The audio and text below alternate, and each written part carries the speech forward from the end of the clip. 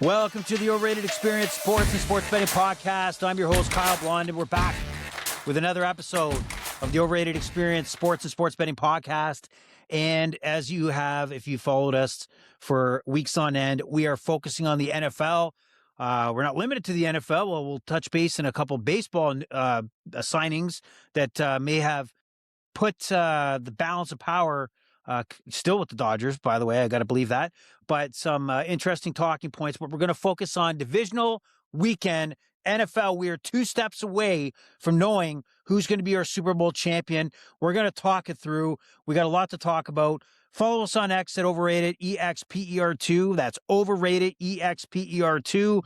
And we'll get you ready for the rest of the weekend. 4 matchups, Saturday, Sunday. Woo! We're ready to go. Bills Mafia here, 4:30, Denver. Buffalo's rocking. We know that's happening. Tables are breaking. Furniture stores are loading up an inventory to replace those kitchen tables for the Bills Mafia and the flaming tables. Of course, we have Austin from Ajax back. He will have a concrete fact later in the show. Say hi. How's it going, folks? And a surprise guest in honor of the Bills run and Josh Allen's story. We have H. Dilla. Here we go. Going on, everybody. Bills Mafia, how you been doing?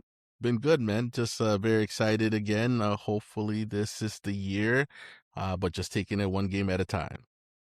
You know what's funny? If we do this podcast 3 hours from now, this conservative response would have been he would have a shirt off through a table at the moment, especially if the Bills take the win. Are we going to get more of a wild H. Dilla before the podcast is done here? We should do one after the game. Then we'll see how that goes. All right. What are you drinking up there? Got a nice little called Sapporo. Shout Sapporo. out to my Japanese breweries. All right. Awesome. Ajax, what do you got? Some nice water, some nice fresh water. Oh, my God. God. Well, you can't make concrete without water, right? Exactly. Okay, so that's par for the course. So, exciting day. Just jacked here. And so we're in Toronto, living in the snow. I don't know if the rest of the country, rest of the world is experiencing the snowfall. I think as Canadians, we're kind of sick of it right now. You would think we love the snow. Wrong stereotype. We hate it. And we're sick of shoveling, but we're ready to consume some football.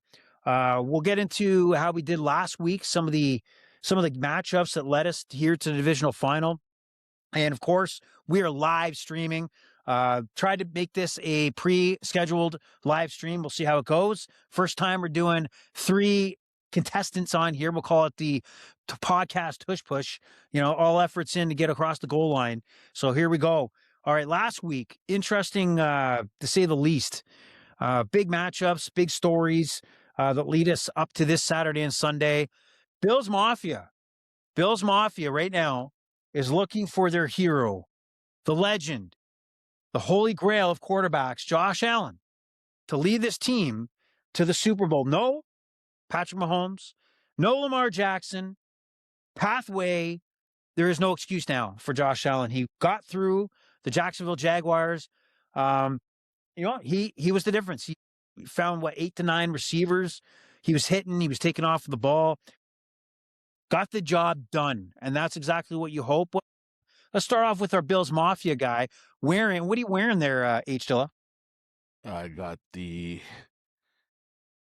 Allen jersey, but it's the Army Edition one that they have. They do that all the time for the veterans, because they're really big on vets out there in America. So got to show the support and the love. Got the black on white trim Bills hat. I wore this last week when they won, so I'm hoping, to be a little superstitious here and hope that it brings a little bit more luck again for this game. And we'll just see how it continues. Well, Josh Allen is on a mission. He is on a mission. So, Austin from Ajax, what stood out to you with that Bills performance? I kind of expected them to get the job done. So I want to say not too much really surprised me. It's more of this week that's the big test, if I'm being honest. Yeah, it was. That was a big matchup. What is scaring me, which will be part of my thought process heading into when we get to the Bills Broncos, is it's all Josh Allen. I mean, this team only goes where Josh Allen's going to take them. So we'll focus on a lot of Josh Allen props and get your thoughts on over-unders. And the only thing that's scaring me, and which did happen in the Jacksonville game, the last couple of weeks, there's been risk of injury, right? Josh Allen, last week, he hit his finger off a lineman's helmet. I mean, he breaks his right finger. The Bills are done, right? It's all on him. Yeah. What do you think?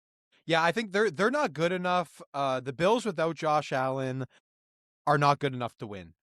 He basically is this team. The difference in this team, the thought of me thinking that they're going to win the Super Bowl because they're my predicted team to win the Super Bowl this year, is the fact that they have the best quarterback. You know, this week, right now, it's the best defense in football against the best quarterback, and I'm putting my chips on the quarterback this week.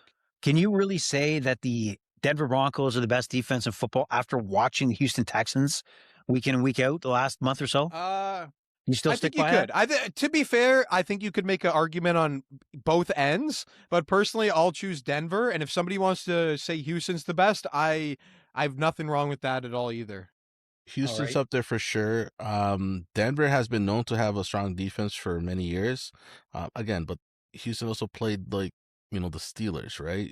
With a quarterback that should have retired a few years ago. I'm not knocking the guy. He's still a great quarterback, but I think he's already kind of did what he had to have done in his years in the NFL. But yeah, Houston's up there right now. Bills did play well last week, but they could have played better. Jacksonville really beat them up. Really beat them up. It wasn't an easy win for them. I knew they weren't gonna go in and just, take the win easily. But they did work a little harder than they anticipated. They did. And then Josh Allen looks like he's healthy heading into this divisional round matchup. We'll get to that soon. One of the other matchups we had last week, the one that kicked us off on Wildcard Weekend, was the Carolina Panthers hosting the LA Rams. Rams do get the job done, but not covering the spread. I think we both, us from Ajax, chose the Carolina Panthers to cover that spread, which they did. They could have outright won that football game. What stands out to me in this one is the Carolina Panthers, same formula. You give them opportunities, their defense will turn a game around, and that's what the Rams did. And I don't understand, the Tampa Bay Buccaneers in Week 18 decided to play very conservative. They got the win in Week 18, didn't work out for the playoffs, but the Rams didn't take that formula.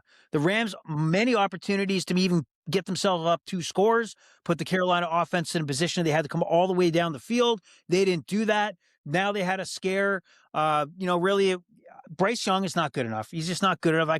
If the Carolina Panthers had an average quarterback, throw on 44-year-old Phillip Rivers in that Carolina offense, I feel that they would have won that football game based how it played out. What were your thoughts? I'll go with Austin Ajax first on this one.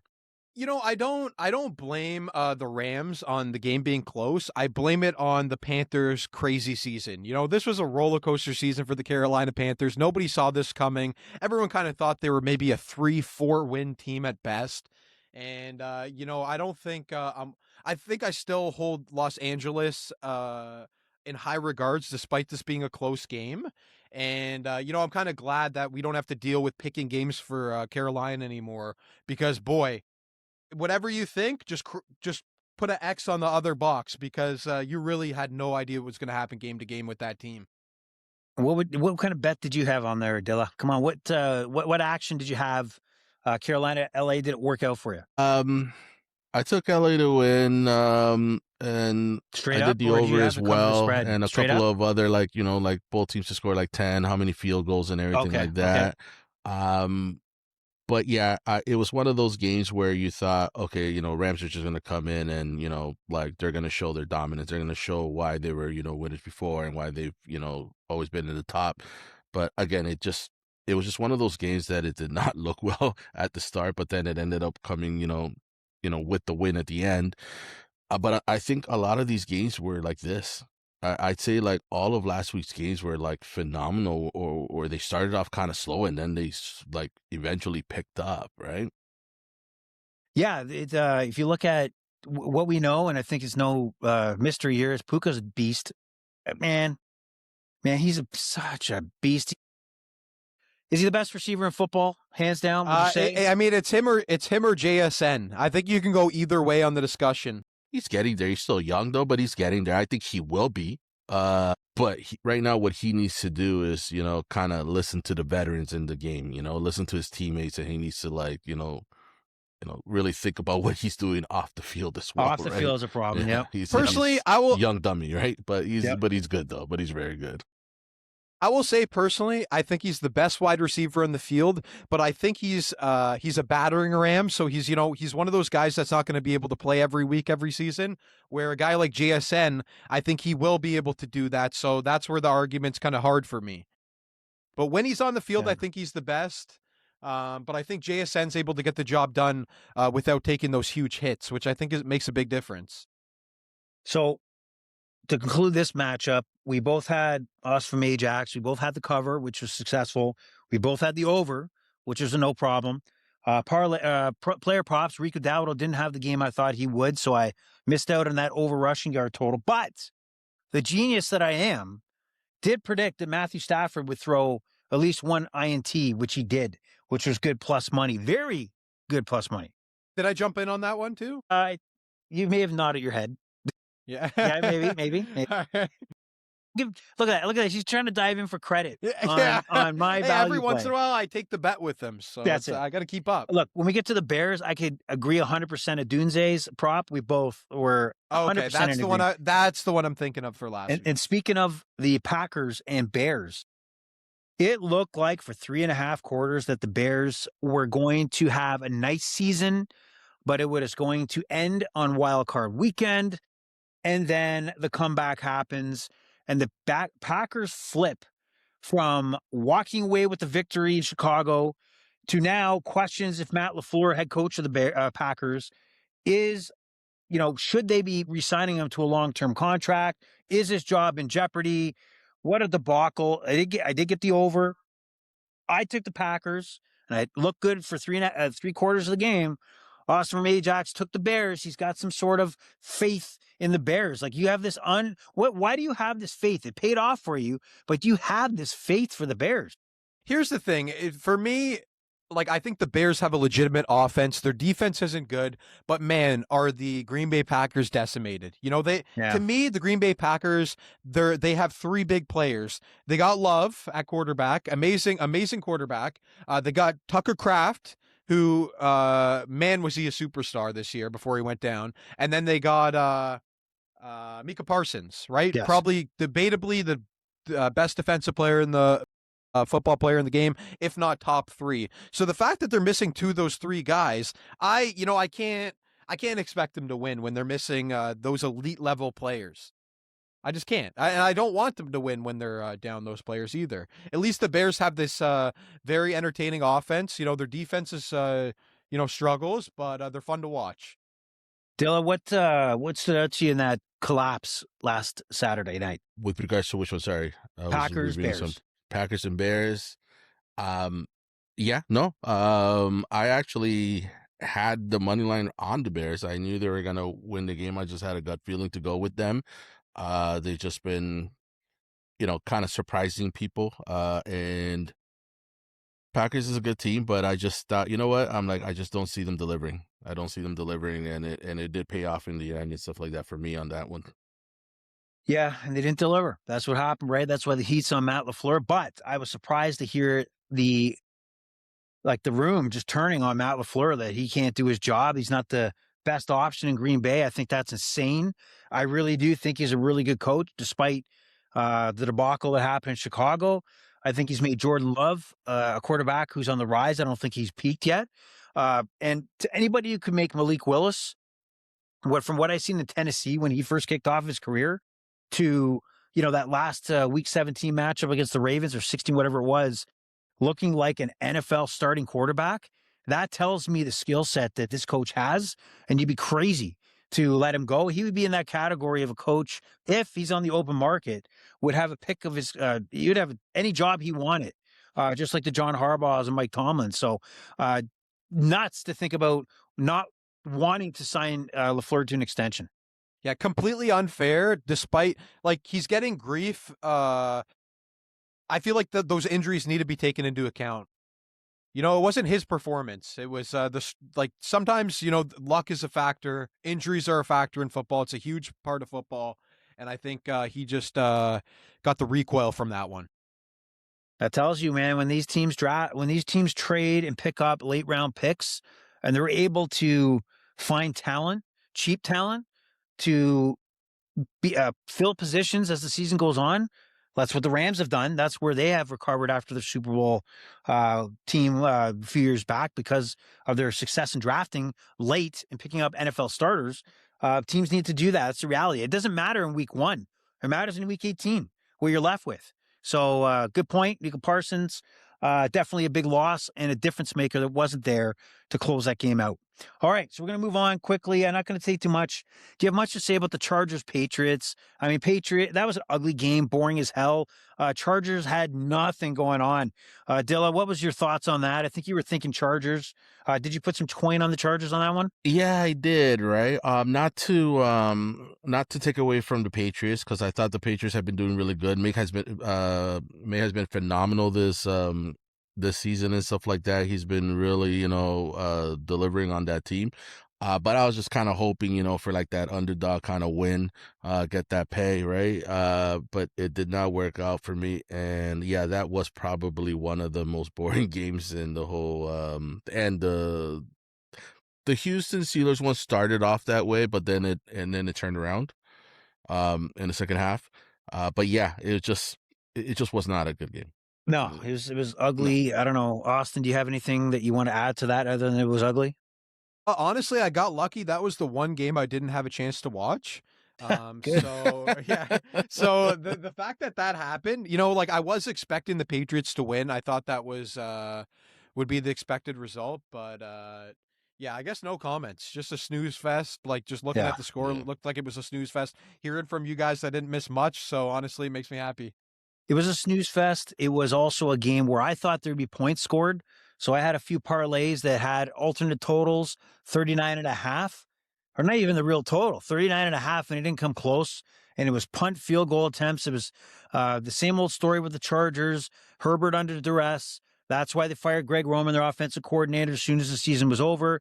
They need to take a different pathway because they're going to waste and piss away a quarterback like Justin Herbert if their offense is not protecting and creative or something, because it's just not working. So won't spend too much time on that one, but we do want to spend time on the last two quickly as we want to get into this week's games. Is the 49ers knock off the Super Bowl champions. Things are not good in Philadelphia. We don't know if that's reality within the locker room, outside, but what do they do with A.J. Brown? Is Jalen, what happened to this offense, man? They just fired their offensive coordinator, but it did not look like an offense that we've seen the last couple of years when, they losing the Super Bowl and Jalen Hurts could have been an MVP throwing for like 300, 400 yards, whatever it was. And then last year where he gets the job done and is the Super Bowl MVP, just not the same. Doesn't look good in Philadelphia. We can comment on the game. The 49ers got the job done. But any thoughts? Let's go with Dilla here. What do you think about that game? Where was your money on this one? Oh, 100%. It was on the 49ers, and it paid off. I knew Eagles weren't going to deliver. Just looking at their earlier games of the season, games that they should have dominated, they lost. Games that you'd think, okay, it's going to be a close one. They would either win well or not so well. But no, I just knew that they were kind of done this season and everything, and it had nothing to do with like A.J. Brown or anything like that. It's just one of those things where I'm like, yeah, no, they're not playing very well. So my money was on the 49ers. You can't stop McCaffrey. That guy's he's just a beast. Yeah, I got the over. I took a parlay with him, total yards over whatever it was. What was it? CMC over 111.5, and he got by that mark. So receiving, rushing, he's a beast. No question. Is he a receiver or he's a running back? I don't know. He's right? But he's just good. This guy's just awesome.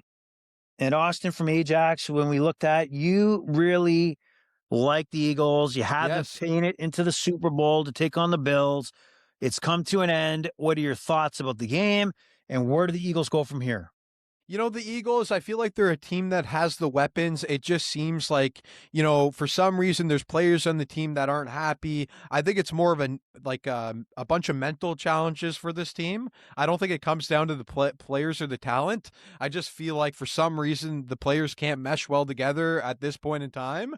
And, you know, hopefully next week, or not next week, this next year they can come Not next back week, yeah. and, you know, kind of get that kind of BS out of the way. Did you see that confrontation between Sirianni and AJ Brown on the sideline? Oh yeah, he ran for them. Yeah. What did you think of that? I also is that yeah. Very crazy. Also, I don't know if you've seen the letter that he left for the rookie. What's his name? Quentin or AJ Brown did?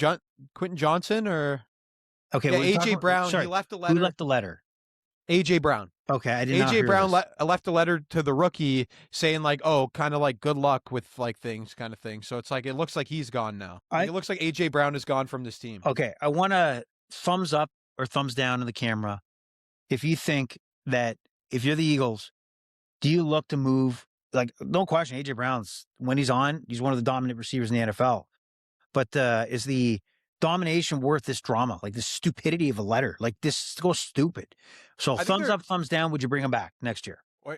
Yeah, but you're okay. So I think we all agree that no question on the talent, but he's become a head case, and maybe one of the reasons why this offense didn't boom this year. I got to believe that this drama that every star receiver usually goes through. I think he's overbitten his. I think he's what do you call it?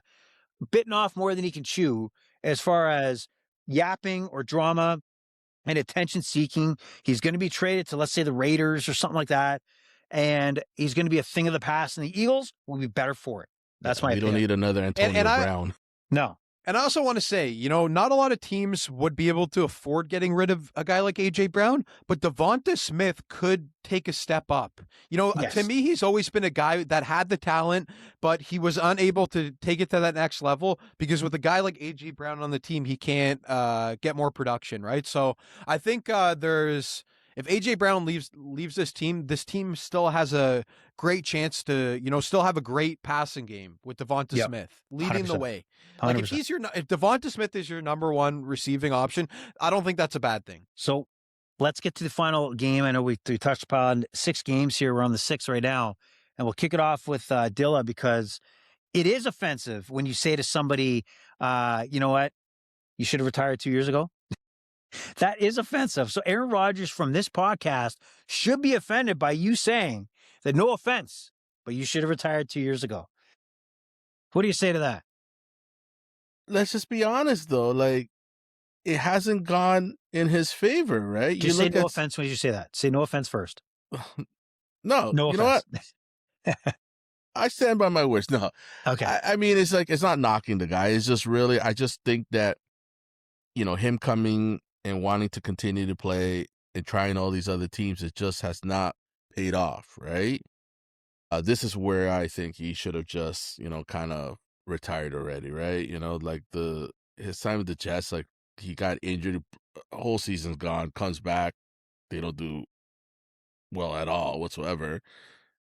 Goes with the Steelers, now they make it to the playoffs, you know, wild card, and then they're out already, right? So I mean, yeah, he made it to the playoffs, but like, where does he think it's gonna go, right? You know, it's just I just don't think it's gonna work in his favor, right?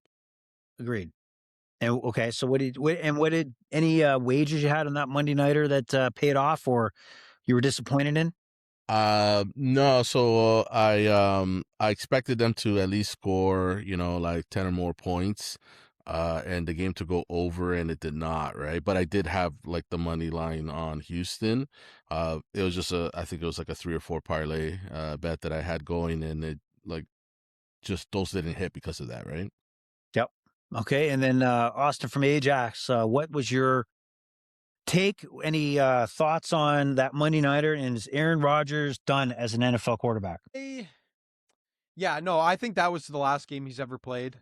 You know, that game was close up into the end, but man, I think the gas is gone. What are your thoughts? My thoughts are that I made a stupid wager because I had nostalgia about watching Aaron Rodgers over the years and enjoying the way he plays quarterback. to think that he could come up once again with a big performance. Even though I stated on this podcast 1 week ago that part of his success against Baltimore was the fact that they could not sustain pressure on him, giving him time in the pocket and move the ball around, and he did well, no question. But Houston's defense is so lethal. They're fucking mean, man. They're just mean, lethal, and painful. They hurt people. And they gave him no opportunity to breathe. And the Aaron Rodgers of 4 or 5 years ago would have had a lot more success against this Houston team because he would have been able to quickly move into spaces within the pocket and get those throws off. And now it's like my 2013 vehicle here. Like, it's hard to get the gas going and get it up to 60. It's not 0 to 60 in like seconds, it's minutes, right? And that's exactly what Aaron Rodgers was. He could not think fast enough to move into a spot with a clean pocket. He could not evade pressure, and he couldn't make those crazy Aaron Rodgers in his primes throws on the run, like, 40, 50 yards downfield. It's just not doable, and he's done, guys. Like, I wish I was wrong on this, but with a league that emphasizes the pressure on the quarterback, you're only going to get a few situations like they did against Baltimore where he's going to have a clean pocket because he got lit up. And we'll talk more about the New England game where I think Drake May will have more success with younger legs and being able to be a little more mobile to get away from that pressure. But it's over.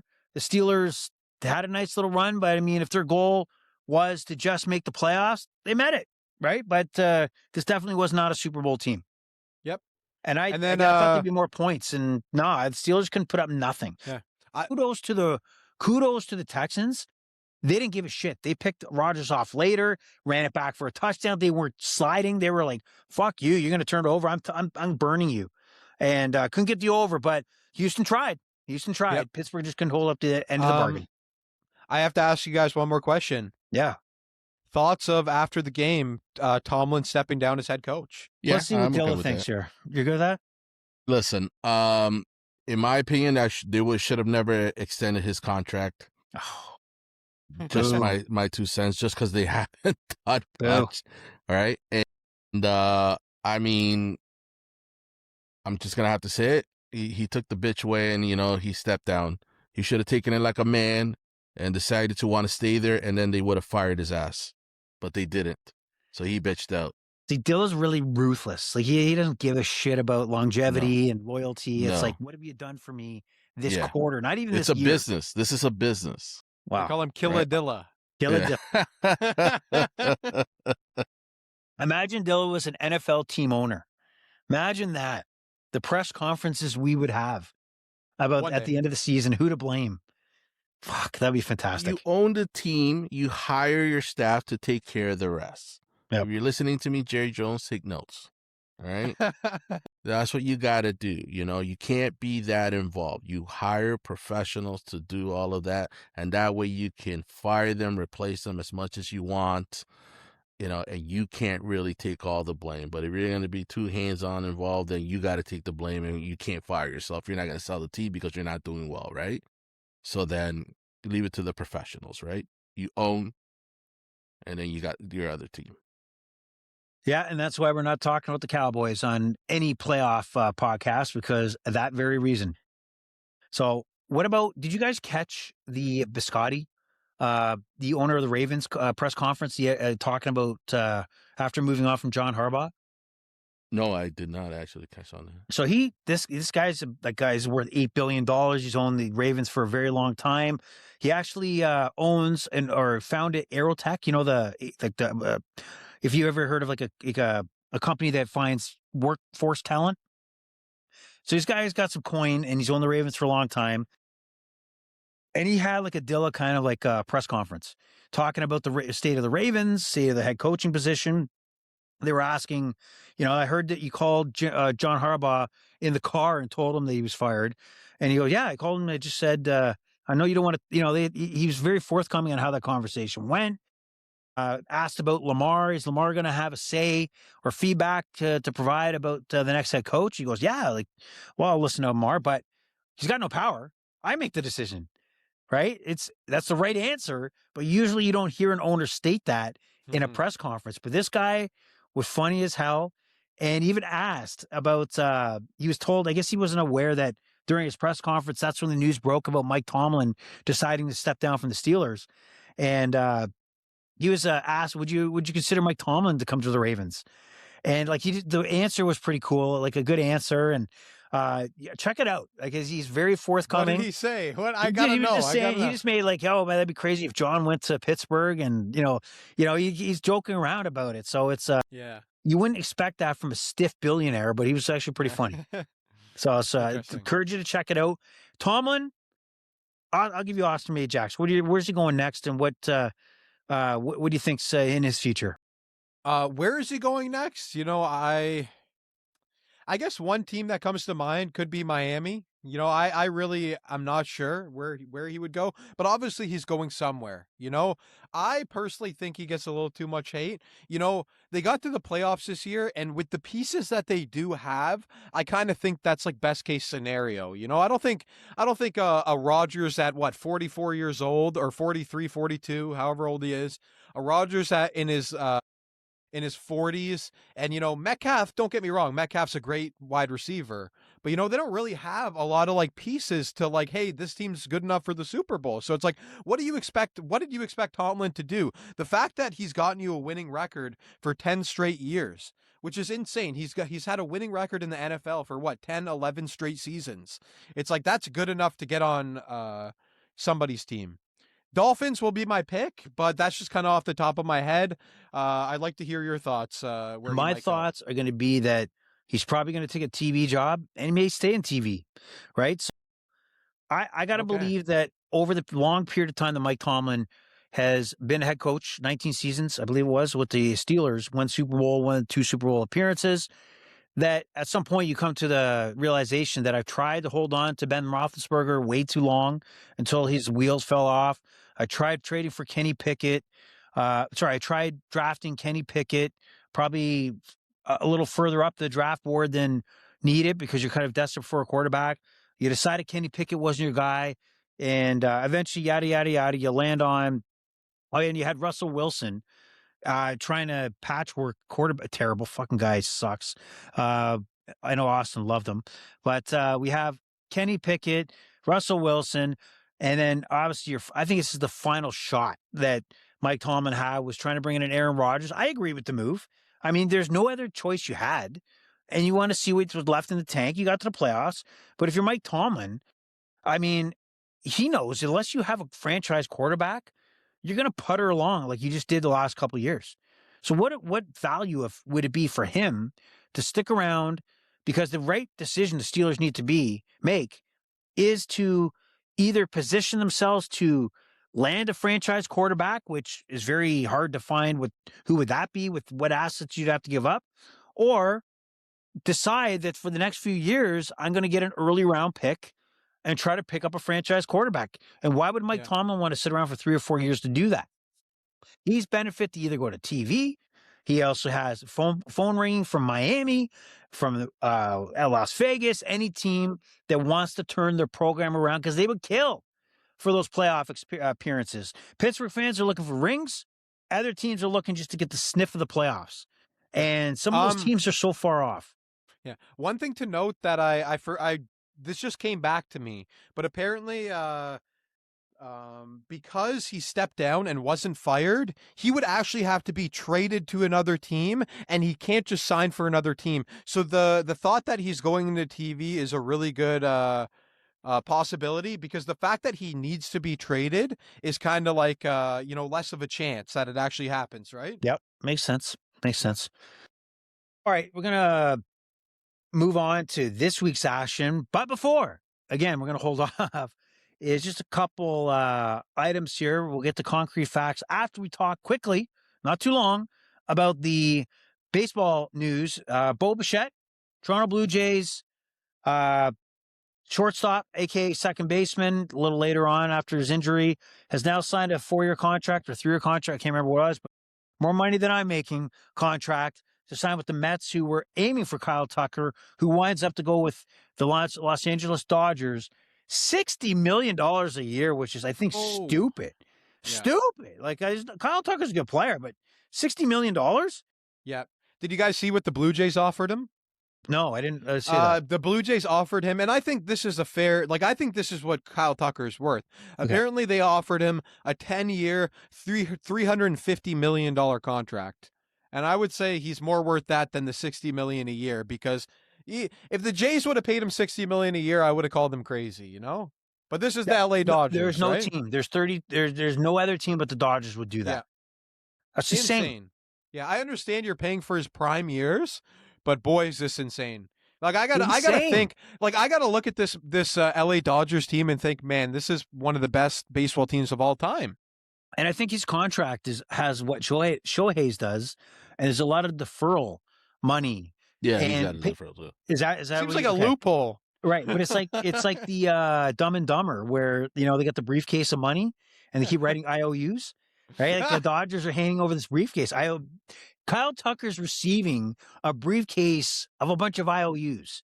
Yeah, that's what he's receiving.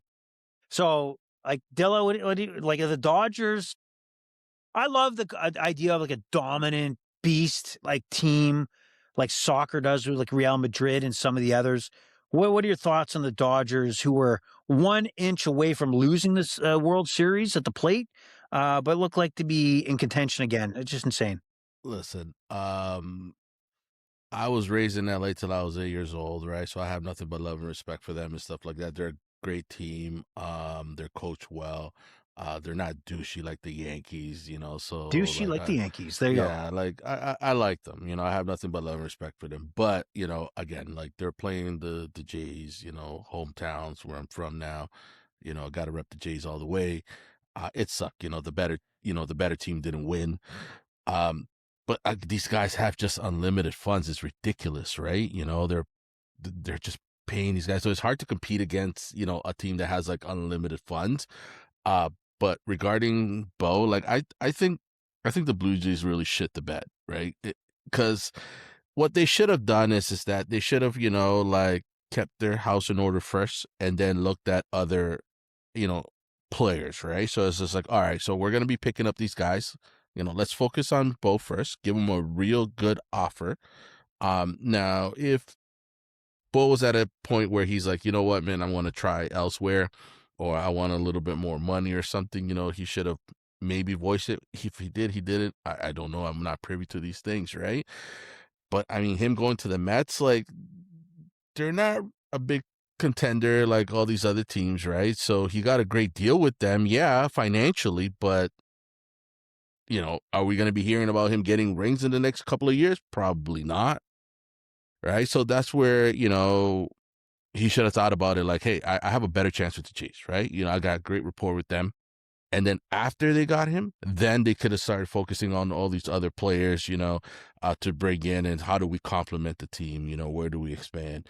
Right. Where can we improve? Right. We need more pitchers. We need these sort of other things. Right. But that's just my take on it, right? I'm sad to see him go. I wish he would have stayed, but it comes down to business, right? He's looking at what's gonna better interest him, and if it was the money, he got the money, but he's not gonna get the ring. Yeah, that's just my take. I don't know about you guys. I guess the only thing I will say there is I'm wondering if Bichette going to the Mets makes them the second best team in baseball. That's the question that I have, because here's the three hitters that scare me: Francisco Lindor, Bichette, and Juan Soto. Those guys are no joke. 1, 2, 3 that that stacks up against the Dodgers. But after that, obviously they're nowhere close to the Dodgers. But just those three hitters after the Dodgers, could this be the second best team? I'm not really up to date on the Mets pitching situation. Obviously, I'm assuming it's not as good as the Jays, but I think the Mets, this Bichette, I hold him in high regard, so I'm thinking maybe Mets could be the second best team right now. But man, is it it's hard to be a good team in baseball because the Dodgers are just on another level. Well, and I'm just happy he didn't go to the Yankees though. Well, yeah, that's where he was going to go. I'm happy he didn't go to the Yankees. Yeah. Here's the trend that is new, I think. And you talked about Kyle Tucker and the contract that the Blue Jays offered him, length and time, right? Like time and length. But there's a few ball clubs out there, and the Mets are one of them, where they're going to say, fuck that. I'll give you a 3-year contract. You're going to make $42 million or whatever it is, Bo, for 3 years, and you'll be right back there on the free agent market. How are you going to turn that down? You're not. Yeah, I know. The Blue Jays aren't interested. You're betting on yourself. You're betting on yourself, but you already pocketed like $100 and some million in a 3-year time span. The odds are that you're going to make bank on, year 4, you're going into another contract. But why would you want to be stuck for 10 years somewhere? You have options. It's insane because now the Mets, the Dodgers, that's what's going to happen. They're going to say, I'm going to pay you $60 million for a short period of time. And then who's going to be able to match that? The Blue Jays are going to offer you $30 million over 10 years. You can't compete with that. But at the end of the day, most of the time the Mets are shit on as far as the free agents they sign. But the 3 guys you talked about, Lindor, they're going to lose Alonso. I think, who did he sign with Baltimore? I think, was it? I believe Alonso left. And they got, what's his name? Former Yankee, Padre, Washington National. You just mentioned him. What's Mets? Top player. Juan Soto? Juan Soto, yes. He's going to have a breakout year. He's that good. So the Mets, they're finding quality players. And Bo Bichette, to me, should have been the hottest free agent because he puts the bat on the ball, a lot of hits, and this is where baseball is going. I'm telling you right now, the Blue Jays have changed the outlook of a lot of teams in baseball that, oh shit, we don't want to swing for the fences on 2 strikes. We don't want to have 8 million strikeouts. We don't want to put the ball in play. We don't want to steal bases. We don't want to make contact. Oh, they're 1 inch away from a World Series win over the $500 million payroll Dodgers. Well, that's a team that the Blue Jays show by putting the ball in play. It's more appealing on the eyes, and it's successful. And that's where the Bo Bichette signing is going to be, I think, of value to the Mets and other teams looking for players like Bo Bichette that put the bat on the ball. So those are the 2 signings that popped out in baseball. But we're already 41 minutes in. And you jokers can't stop talking, right? It's we got to get to the 4 games that are going to decide our NFC and AFC championship. But before we do, Dilla, do you need to run to the fridge and grab another beer? No, the lady from upstairs hooked me up, so I already got one. Wow. What about the guy from downstairs who just got to look over to his right shoulder and open his own fridge? I wasn't that lucky. The laptop's not that close. God, okay. So we're going to head into big matchup here. Like, how excited are you for the Bills Mafia? I know, Dilla, you've been a supporter for, is it more Bills or Josh Allen? How would you categorize it? Because I was, again, a Brady fan more than a Patriots fan. That's how I looked at it. Do you look at it kind of the same way? Yeah, it's a Josh Allen fan over the Bills. So when Brady was with the Patriots, I always had nothing but love and respect for the Bills. I always, considered them the underdog team to the Patriots sort of thing. So it was like, well, as long as the Patriots and the Bills do good, then I'm happy, but it was kind of contradictory, but it was always just because of Brady, right? But now it's just all about Josh Allen. I love the Bills. I love Josh Allen. Man, I can only hope for the best. One thing I was saying earlier was to a buddy of mine was, I hope people don't look at this season as because, Casey's not in. That's the only reason why they potentially made it that far, because they did beat them during the regular season, right? And but Baltimore. I would have still loved to have seen Casey be in this so they can finally spank them where they've been spanked before plenty of times, right? Just take them out in this kind of caliber of a game, right? So that's what I would have loved to have seen, to kind of get that love from those haters, because I know people are going to be like, well, the only reason why they made it, this far is because of, Casey not being there, Mahomes wasn't there and all that stuff, right?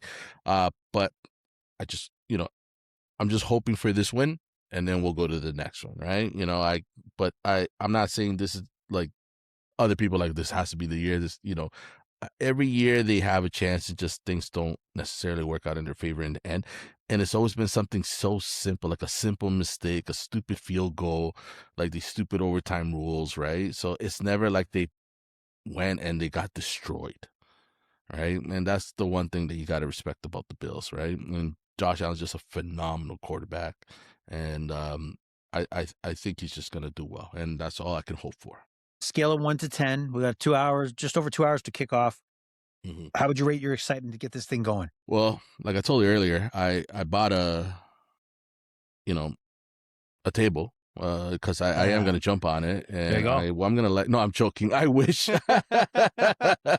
I'm joking. I'm not going to do it. I kept making jokes that I bought a table that I was going to jump on today and show my Bills Mafia. What's the proper etiquette? Maybe we should have got some film on the tailgate party around Buffalo. I'm sure there's many of them. What's the proper etiquette to go through a table? Does it have to be flaming with fire going? No. Okay. Is it a swanton? Like, is it feet first? Like, what is the proper etiquette to go through a table? Forgive me, I don't know the wrestling terms, but like when they jump off in the air and they land elbow, like this, elbow, like a macho man. They do that a lot. I've actually never seen it on fire. I've never seen it at a table. From all the clips that I've ever seen online, people sharing or on Reddit or anything, it's always been that. So they've never actually had it on fire or anything like that. It's just anyone jumping in and everyone just gets excited. At the end of the day, they just want to see the table break. I didn't know it was a thing. And then I don't know if you noticed that commercial when they were like baptizing all the new Bills Mafia babies the parents. Pretty funny. And they're just putting them down and they're like, I bless you with the Bills Mafia. And they're breaking the little tables.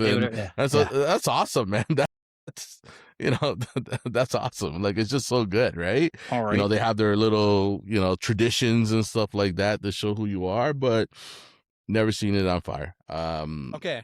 Even though you're not willing to go through this table, if they win today, if the Bills win the Super Bowl, will you go through this table? Oh, there's Would I go through the table? Will you go through a table if the Bills are Super Bowl champions? Live on the Overrated Experience. I think I'd have to. I'd have to. Okay. I would. Yeah. Lock it in. Locked and loaded. Yeah. It's on record. Yeah. No. My word is bond. We'll support it. It's in the cloud. My word now. is bond. If they win the Super Bowl, yeah. I will actually jump on a table. I hope I don't hurt myself, but I will do it. I will do it. All right. We're locked into a Dilla elbow through a table on film if the Bills wind up with the Lombardi Trophy. We'll look forward to it. We'll make it a summer event. We'll look at some nice weather for you, or maybe we'll make it a week after and maybe some harsh weather. Maybe you get the protection of the snow. And maybe shirts have to be off. I'm just saying, tarps off. It's off. Okay. I got to work on my 6-pack. I think that was implied. All right. So let's get to the nitty gritty here and let's stick with our Bills Mafia guy. Is the Bills were once favorites heading into this matchup, and now the line is flipped. The Broncos are now 1.5 point favorites, and the over-under is 46.5. The goal here, Dilla, is to pick your side, and if it's an over-under, what do you think? I got to believe Bills. It'd be really different if you thought otherwise. I don't think the game's going to go over the 46 that they're projecting, or at least what I saw on Bet365 and FanDuel. Okay, you had 46, and what did you see on? So you had 46 on Bet365. Yeah. FanDuel, you said 45, right? Yeah, 45.5 on FanDuel for me. Okay, so does your opinion change because of the different over-unders, or are you still going to stick with the under? Well, I would change it, but so hang on. Are we just talking in general, like what I would bet right now, or do I see it going over the 46? You had to take a call against 46.5. What would you take, over-under? It sounds like you got the under. I think it would be the under. I just don't see this game. They're not like they're gonna take chances, but they're not gonna take that many chances, right? Especially with like Denver right now. They had a bye week. They have a strong defensive team and everything, right? So they're gonna want to play it safe. So it's probably gonna start off slow, and then you'll notice that in the third, fourth quarters when they're gonna start lighting things up, and then obviously there's so much time that they can do this. So this is what I'm thinking. I think it's gonna be over, but Bills all the way. All right, so we got Hurston on the bill now. I'm going to keep advertising. You bettors out there, make sure that obviously you're betting safely, and this is an entertainment podcast at best, is that you have multiple books, unless, because let's say Dilla was thinking, hey, I like this number at 46, but this 46.5 is going to leave me thinking under, but if it was 45.5, I think over. If you have multiple books, you have those options. Those differences do exist. So it's very important to have multiple books to kind of make your best decision. If Dilla did not like, if he likes the under, of 46.5. He's not going to take it at 45.5. He'd rather choose the 46, put himself in a little more favorable position. So just want to shout that out. And then us from Ajax, what do we got here? Yeah, so I'm actually going to go a little crazy with this one. Whoa! Whoa! This guy drinking water. It's not even crazy. I think the Bills, doesn't matter that Denver's the best team or defense in the league. Doesn't matter.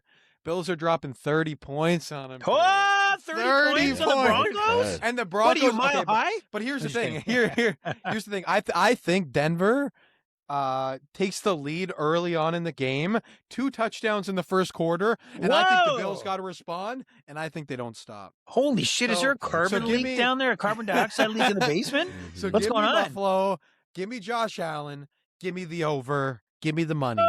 Okay, I'll take the over as well. I like it. I'll take the Bills. From Ajax, what's up? I like it. All right, we'll take the Bills. I also took the Bills at Moneyline and FanDuel when it was even money at Moneyline. I don't mean Dilla discussed that earlier. Some books are putting it minus 105, 104, whatever it is. But I jumped on that early in case it did change. So if FanDuel, I believe, I don't know if it still is at even money. It was at plus 100 not too long ago, yeah. Okay.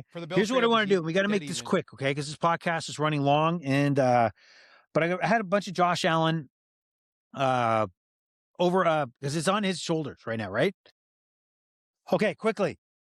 Passing over 209.5. Yeah, yay or nay? Over. I think over. Okay, I'm going to say over as well. TD passes over 1.5 plus 158. Over. Over. I'm going to say over. Pass completions over set. Am I reading that right? It's 19.5. Over. Yeah, I do over. Jesus Christ. I'm going to say yes. Most passing yards. So between him and Bo Nix. Yeah. What? Nix. Yes. Yeah. Sorry. Who is he going to yay or nay have more than Nix? Yeah. Yay. And this is a pro Josh. I'm going to do it too. Pass plus rushing yards for Josh Allen is over 251.5 yards. So add his passing and add his rushing yards over 251.5 yards. Over. Oh my God. This is why we call it the Overrated Experience, baby, right here. All overs. And last but not least, yay or nay to an interception. Does Josh Allen throw at least one interception? Yeah. But it won't be his fault. It won't be his fault. We can't stop being a Josh Allen. No, because I always say this. I hate how they call these interceptions where you throw it, it hits the guy's chest and then the guy just happens to catch it, on the defensive team. And it counts. No, I know it counts, but that's not an interception. To me, a clean interception is you throw the ball and then the guy just, defensive guy just gets it and that's it, right? That is a clean interception. I don't see that happening. I see it being some sort of like fluke situation. Okay, last one for Josh Allen. Minus 120, anytime touchdown for Josh Allen. Oh, 100%. Awesome. I think he's going to be the first one to score, actually. You know what? Yeah, sure. I'm going to say yes. Okay. All yeses. You guys would be easy dates out there for all yeses. All right, there we go. All right, moving on. So Bills Mafia is put to bed. We know what we're going to happen here. We predicted it. We're going to see what happens at 4:30 Eastern Standard Time. And now we get into the late night game, a repeat of Week 18. The San Francisco 49ers this time travel to Seattle. Seattle is a 7-point favorite off a smashing, an absolute smashing of the 49ers in Week 18. So -7, Seattle, 44.5. This will take us into our Saturday night. 16 beers in, watching this matchup. Got some bets going. Austin Ajax will kick it off with you. It's your boy, Sam Darnold. He's your boy. All right, so what do we got here? Do they cover? Do they cover? What's going on? So here's the thing with me betting on these games is the biggest question mark for this game is Sam Darnold's health. Up until recently, we didn't know if he was going to be... Yeah, his oblique, exactly, yes. His oblique is injured, and personally, I don't know how much that's going to affect him. That everyone that listens to this podcast knows I'm a big Sam Darnold fan, so I think him being injured has a big impact on this game. I think Seattle wins, but I do think 7 points is a lot of points when you got weapons like Christian McCaffrey on your team. So even though I think Seattle's going to win, I'm going to take I'm going to take San Francisco +7. I might even make a teaser of them going like +9, +10, something like that. Yeah, Maybe even yeah. 10.5 with something else. Maybe parlay it with the over here because I'm taking the over too. And I think, because of the question marks in the game with Sam Darnold's health, which, big fan, Filet-O-Fish. Yeah. Give me Is the your filet +7. fish guy? Yep. Give me the +7. Plus That's a 7. little All inside right. joke. So Dilla, what do you got here? Even will you be conscious after if the Bills win? Would you even make this game? Let's call it out for what it is. Well, I hope you can show me this video after they win. All right, but I'm taking San Francisco. Yeah. Yeah, San Fran all the way. I think they're gonna upset Seattle. They're gonna win. Game's gonna go over, and I would even say that Seattle will lose by +7. What? Mhm. Wow. Okay. We have Austin follow the spread. He's going to take it, but feels that Seattle's going to win. You think that the 49ers are going to outright win and also smash the Yeah. Seahawks. Wow. So Wow. we have like a kind of a rebuttal smashing because they got smashed and CMC could not get nothing going. The Seattle defense was lights out. Just Brock Purdy had no time to throw the ball. It was a serious ass whipping in that Week 18 game. But I do agree. The fact is, I think 7 points is too much for a team that you just seen 2 weeks ago. And I think Kyle Shanahan is a good enough coach to make the alternate changes. And this is despite with Kittle being gone, right? Kittle's not going to be there. He's not going to be that weapon. But I'll take the same as you guys. I'll take the over as well. Sorry, Dilla, did you say the over or the under 44.5 points in this game? Over. Okay, we'll all stick together here. We're all on. Okay, I got a few more props to go your way in this game. CMC, Christian McCaffrey, rushing and receiving yards over 115.5. Yay or nay? Yay. Seattle's got a pretty good defense. It's tough, but I'll take the over on that. Okay. This is CMC though. But I think it's going to be right around that number. Okay, so JSN for Seattle, the wide receiver in Jigba, receiving yards over 94.5. For JSN? JSN. Give me the under. Wow. I don't know too much on this guy to comment on. This is where you guess. Yeah. I'm going to take Austin's, advice and go under on this one. All right, so Juwan Jennings, wide receiver of the 49ers, over 40.5 yards. I'm going to say yes. Yeah. Over. Yeah. Okay. Kenneth Walker, running back for the Seattle Seahawks, over 57.5 rushing yards. Under. I take the over in this one. I will take the over as well. Sammy Darnold, fillet of fish, passing yards over 231.5. What say you? Over, under? Under. Under. Whoa, Dale's going under. You know what? Even with the give me the over. Whoa. Yeah, but then it contradicts the JSN. What was the JSN 98.5? It was JSN was 94.5. All right, give me the over for JSN too. I'm Man, sorry, gotta go you back. just can't stick with what you're doing. Oh my God. Okay. That water's getting to you, And buddy. I think Herson will change his because he followed you. I'll tell you right now, here's a good value play for anybody out there. Right now, mark this down. If JSN for the Seahawks has a small amount of receiving yards in the first half, bank on that he'll have a big second half. He seems to always have 80, 90, 100 yards receiving, regardless if that first half is slow. So if he is limited in the first half, make sure you put eyes on that second half receiving total for Njigba for the Seahawks, because he usually is money when it comes to the second half. All right. That is awesome. We're going in 2 games left. Man, we're talking a lot. Or at least you two are. Just kidding. Houston taking on New England now. Noteworthy. 2 things. Nico Collins is out, wide receiver for the Houston Texans, concussion. Also, expected snow in this game. A couple inches of snow will affect this matchup. So the New England Patriots come in as a 3-point favorite. The over-under is 40. What is the over-under? Did I write that down wrong? It's just 40.5? 40.5. 40.5. I thought that was wrong. Okay, 40.5. All right. Dilla, what do you got? What do you think? Can the Patriots close this out? What do you think? Texans upset under. You're going with the Texans. Yeah. Holy potatoes. Again, And under. I think Patriots have been playing great. May's been phenomenal. They are playing at home, but they're just gonna upset, and they're gonna stop their game, and they're gonna win, and it's gonna be under. It's not gonna be a high scoring game for sure. It's going to be a boring kind of game like we've seen. I'd probably see a lot of action, but yeah, it might be a little boring. Okay. Me? Cue Austin from Ajax.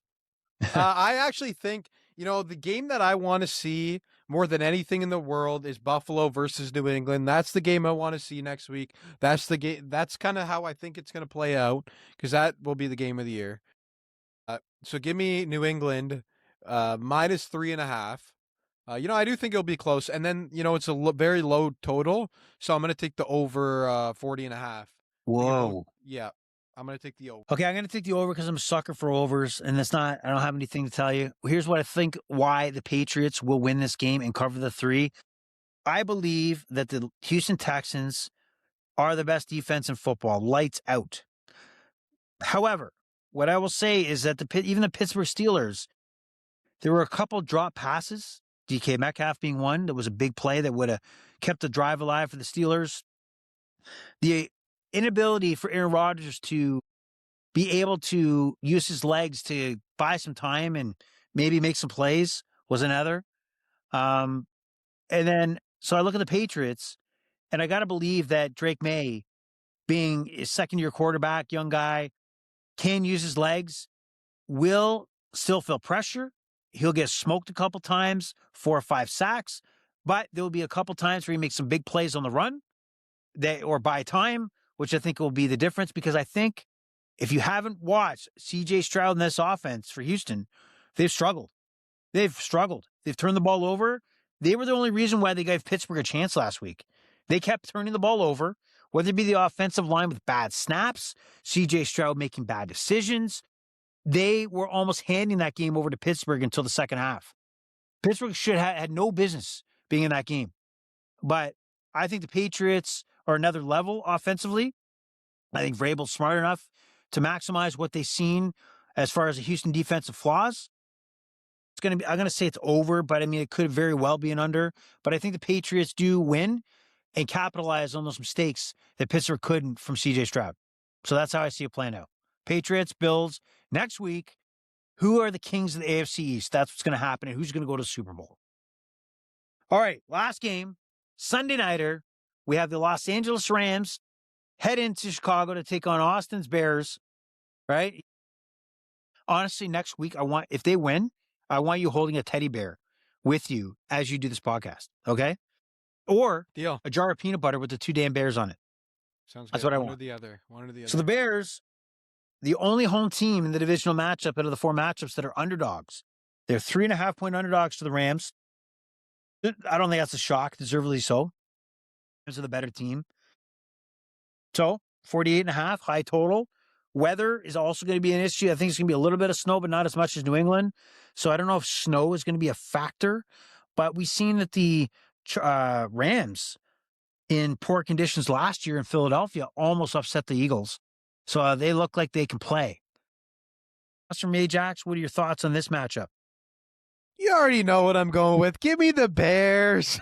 The Bears. 3.5. And you know what? Give me the over too. 48.5. We're going to have, to end the weekend, we're going to have a 50-point game. And the Bears, it's going to be a close one, but the Bears are going to get it done by a touchdown. Okay. 6 Dilla, points. What are your thoughts?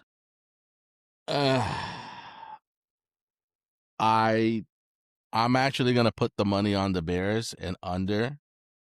I do think that Rams might win it, but I mean, I have a gut feeling that Bears is just going to come and just, they're going to show up.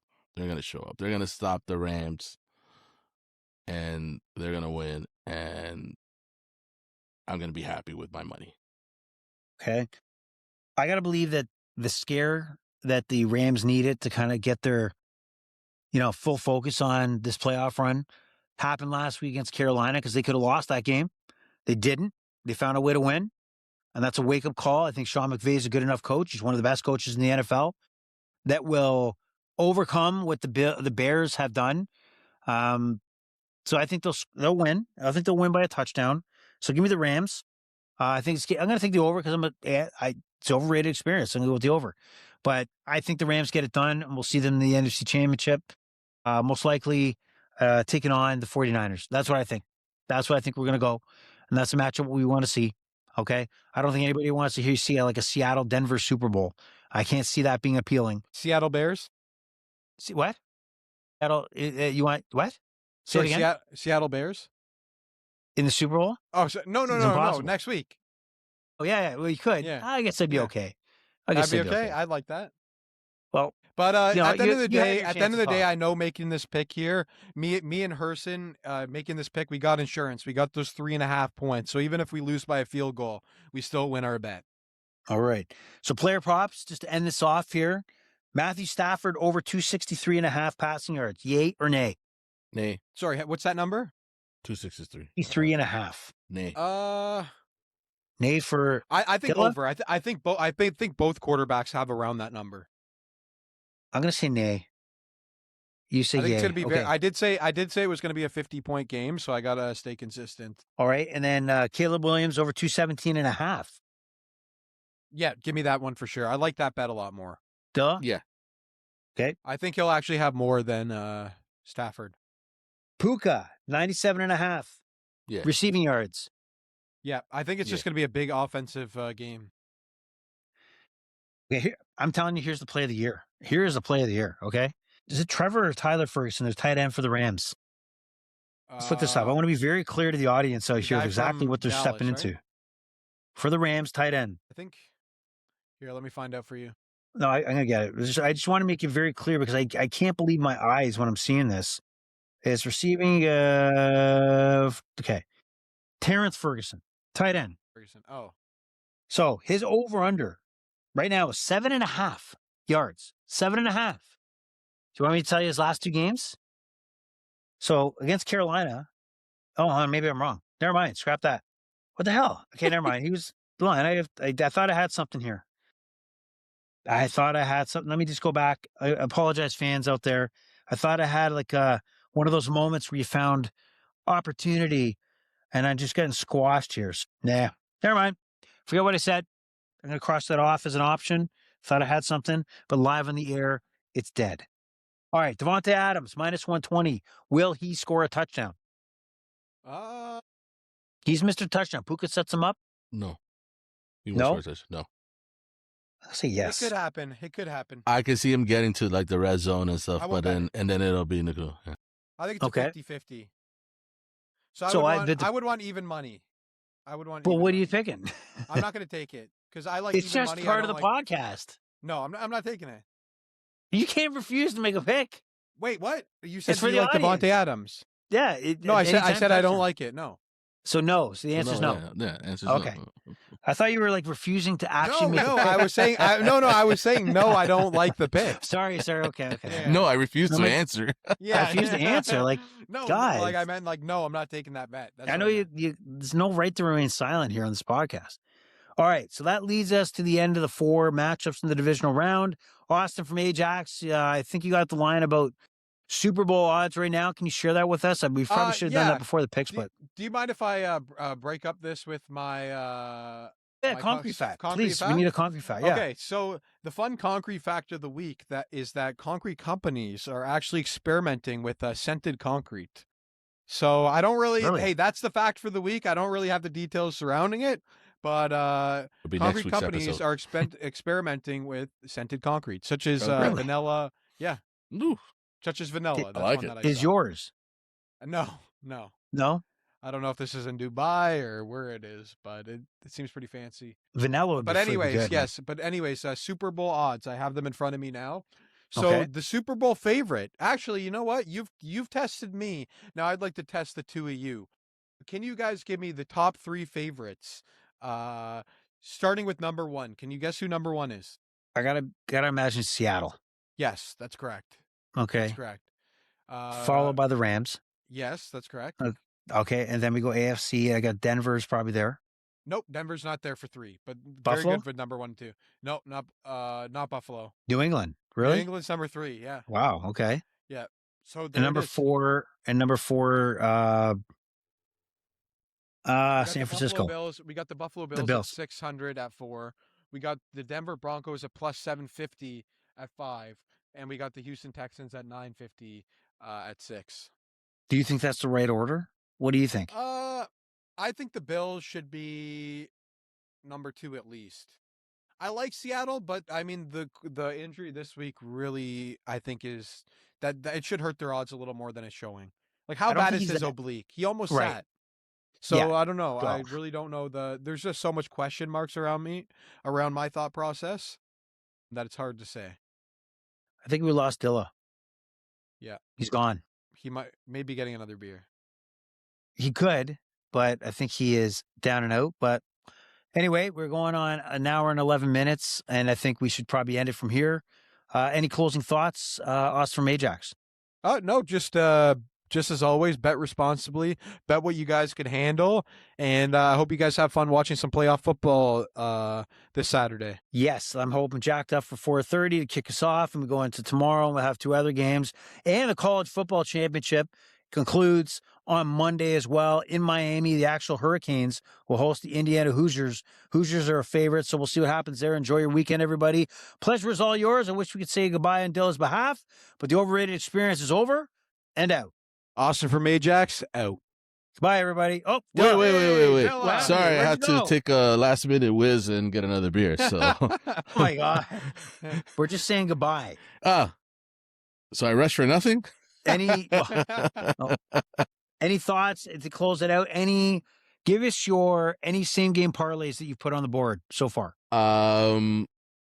Definitely Bills winning. Allen scoring a touchdown, over 38.5, and at least 2 field goals. Okay. Let's go. All right. So let's do this again, Austin. The Overrated Experience is over and out. Austin from Ajax, out. All right. Bye, everybody. Check you again next week. Bye-bye.